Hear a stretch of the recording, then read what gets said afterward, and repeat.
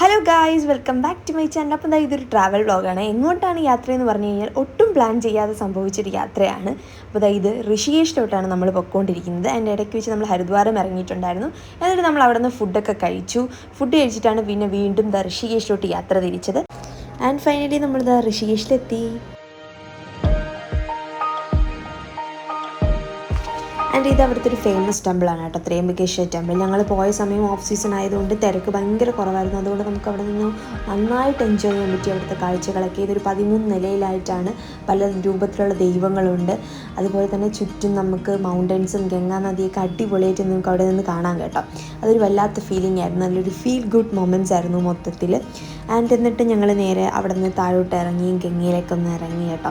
അപ്പോൾ എനിക്ക് ഭയങ്കര വല്ലാത്തൊരു ഫീലിംഗ് ആയിരുന്നു കേട്ടോ. ഫസ്റ്റ് ടൈം എക്സ്പീരിയൻസ് എന്തായാലും അടിപൊളിയായിരുന്നു ഋഷികേശിലോട്ട് യാത്ര. പക്ഷേ അൺഫോർച്ചുനേറ്റ്ലി റിവർ റാഫ്റ്റിംഗ് ചെയ്യാൻ പറ്റിയില്ല എന്നൊരു വിഷമം എൻ്റെ ഉള്ളിലുണ്ട്. ബാക്കിയെല്ലാം നല്ലതായിരുന്നു. ആൻഡ് അതുപോലെ തന്നെ അപ്പു ഇതിനു മുമ്പ് പോയപ്പോൾ നല്ല ക്രിസ്റ്റൽ ക്ലിയർ പോലെയാണ് ഗംഗ കിടന്നത്. ഞാൻ പോയ സമയത്ത് കലങ്ങിയ വെള്ളമായിരുന്നു. അതിൻ്റെ ഒരു വിഷമം എനിക്കുണ്ട്. എന്നിട്ട് നമ്മൾ നേരെ ത്രിവേണി ഘട്ടിലോട്ടാണ് പോയത്.